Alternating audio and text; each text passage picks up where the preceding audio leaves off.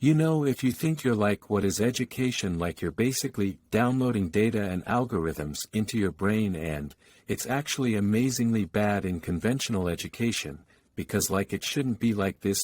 Huge tour. Like the more you can gamify process of learning, the better. To agree that you can make somehow learning like a game that's better. And I think unfortunately, like a lot of education is very bored. Billion, you've got someone standing up there kind of lecturing at people, and they've done the same lecture 20 years in a row and they're not very excited about it. That lack of enthusiasm, you know, is conveyed to the students. They're not very excited about it. They don't know why they're there.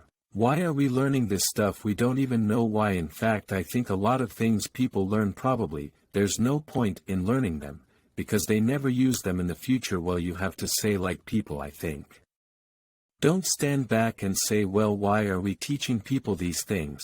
And we should tell them probably why we're teaching these things, because a lot of kids are just in school kind of puzzled as to why they're so. I think that's pretty important, and just make it entertaining. But I think just in general, like, conventional education should be massively overhauling. I think if you can explain the why of things, then that makes a huge difference to people's motivation. They understand that they understand purpose. Studying it to solving a problem is, I think, very powerful for establishing relevance and getting kids excited about what they're working on and having the knowledge stick. Like, what is a solar panel? How does all the dynamics work? And how do we power this thing? How do batteries work? Electronics control systems. That they're like, oh, we want to make our satellite work. That's why we need to understand all these disciplines. There are definitely some good schools out there, but I think some of the mistakes, at least in my opinion, that I see being made in education is that the teachers do not explain why kids are being taught a subject. You just sort of get dumped into math and, like, well, why are you learning math? What's the point of this? Why I'm being asked to do these strange problems, you know?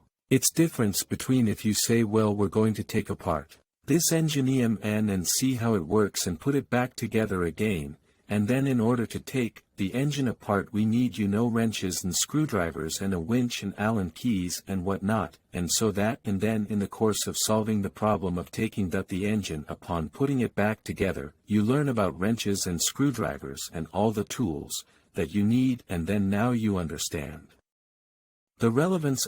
This is why branches are important.